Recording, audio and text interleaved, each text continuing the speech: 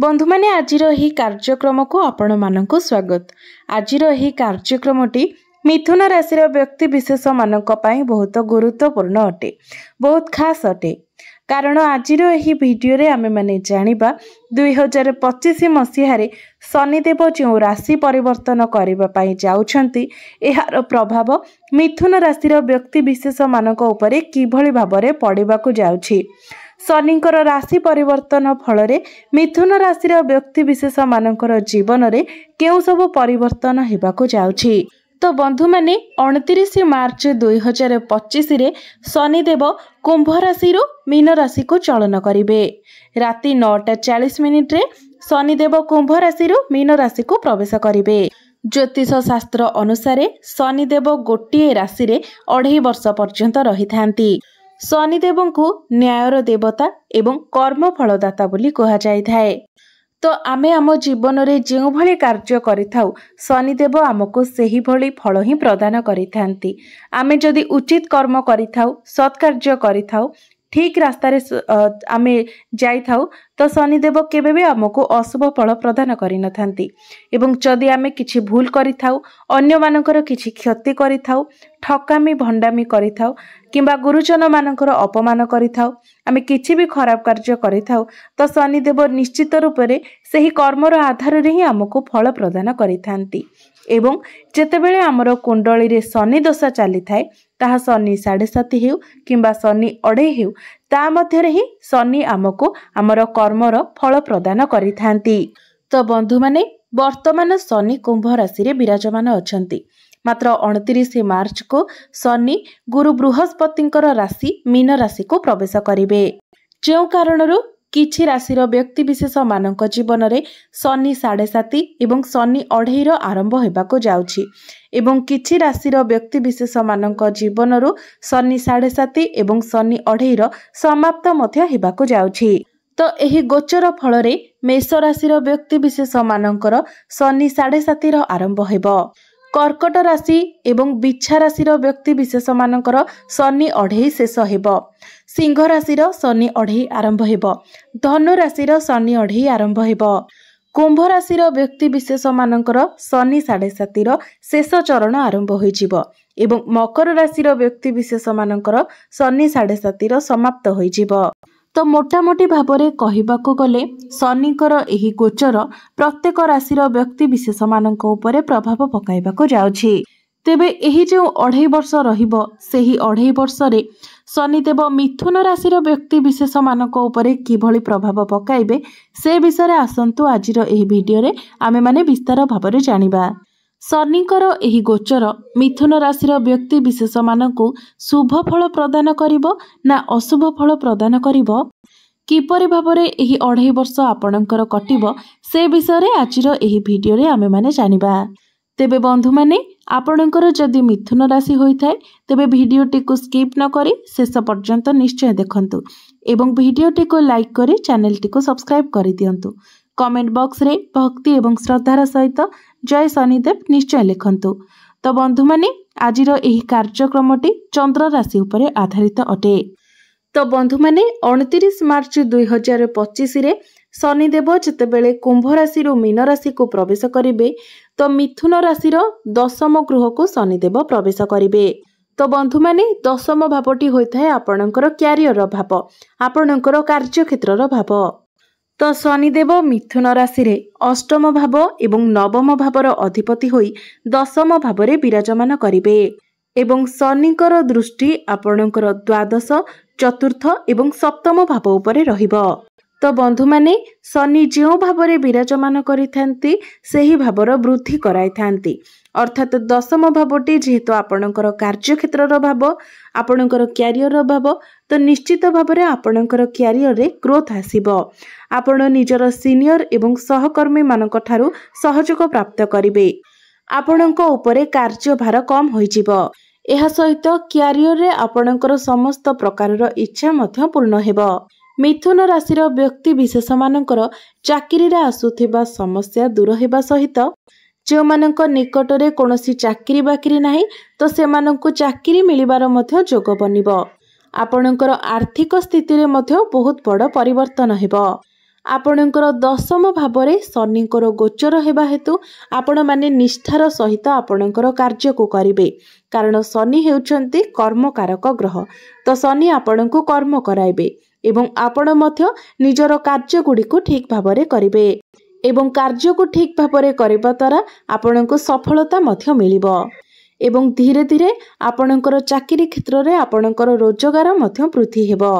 आपण एही 2.5 वर्ष मध्यरे नूतन घर किंबा नूतन जानवाहन मध्य क्रय करि पारंती। शनि आपणकर नवम भावर अधिपति होई अर्थात भाग्य भावर अधिपति होई आपणकर दशम भावरे विराजमान करिथिबा हेतु कार्य क्षेत्र रे आपणको निश्चित भावरे बहुत अधिक सफलता मिलिबो।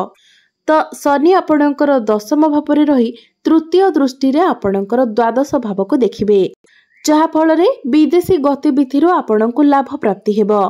जदि आपण कोनोसी विदेश रे कोनोसी बिजनेस करूछंती किंबा आपण चाकरी करूछंती तो निश्चित भाबरे सेथिरो आपणको लाभ मिलिबो एवं आपण जदि विदेश रे रही कोनोसी काम करिवार प्लानिंग करूथिले तो आपणको पाई मध्य भलो रहिबो आपण निजर चेष्टा रे सफल हेबे।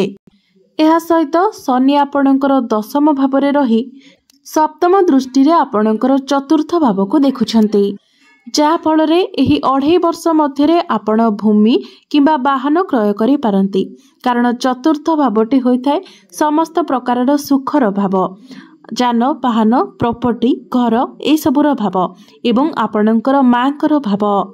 जदि आपणकर मांकर किछि समस्या थिला तो आपणक मांकर समस्या मध्य दूर होई जिवो तांकर चिंता दूर होई जिवो एवं मांक सहित आपणकर संपर्क मध्य बहुत भलो रहिबो आपणको मातृ सुख प्राप्ति हेबो।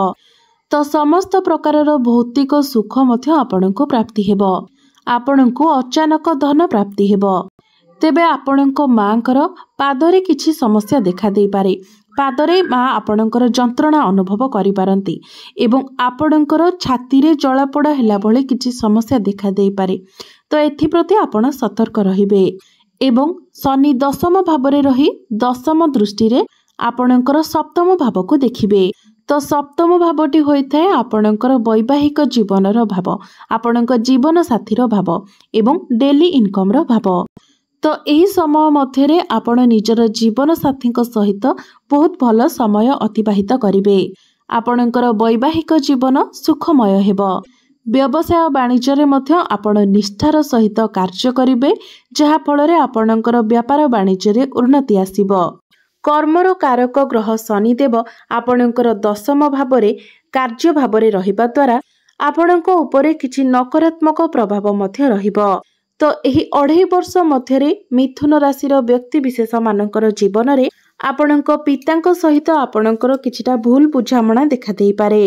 एहा सहित आपण निजर बिजनेस रे अधिक समय देबा फल रे किंबा क्यारियर रे आपण अधिक बिजी रहिबा फल रे परिवार लोकमानक सहित आपण टिके समय दे पारिबे नाही जहा फल रे आपण परिवार सदस्य मानक सहित विशेष करी आपणकर जीवन साथी सहित आपणकर किछिटा भूल बुझामणा होई पारे।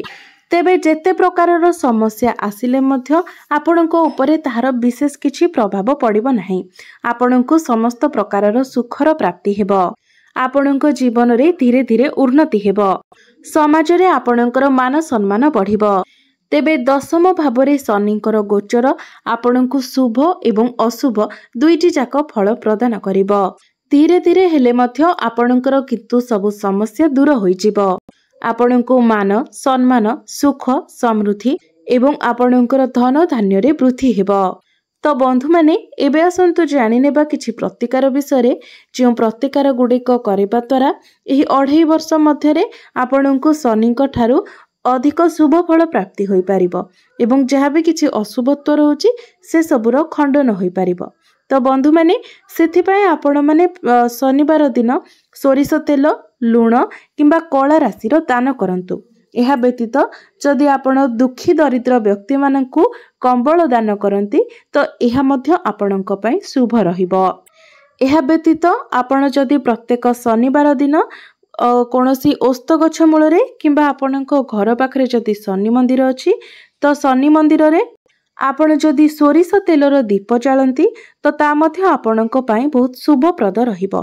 तेबे मने रखिबे जदि आपण शनि मंदिर रे दीप जालुछंती एवं आपण महिला अटंती तो केबे भी आपण शनिदेवंकर प्रतिमा को छुईबे नहीं किंबा आपण नारी हुंतु किंबा पुरुष शनिदेवंकर प्रतिमा सम्मुख रे सीधा सड़क आपण केबे भी ठिया हेबे नहीं कारण शनिंकर दृष्टि बहुत खराब होइथाय।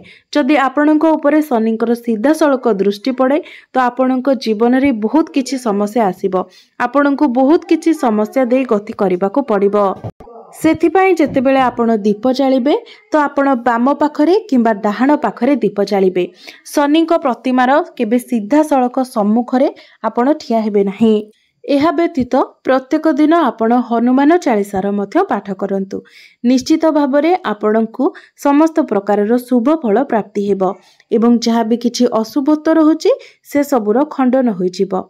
तो बंधु माने आपणकर जीवन मंगलमय हेउ एहा ही ईश्वरंक निकटरे मोर प्रार्थना।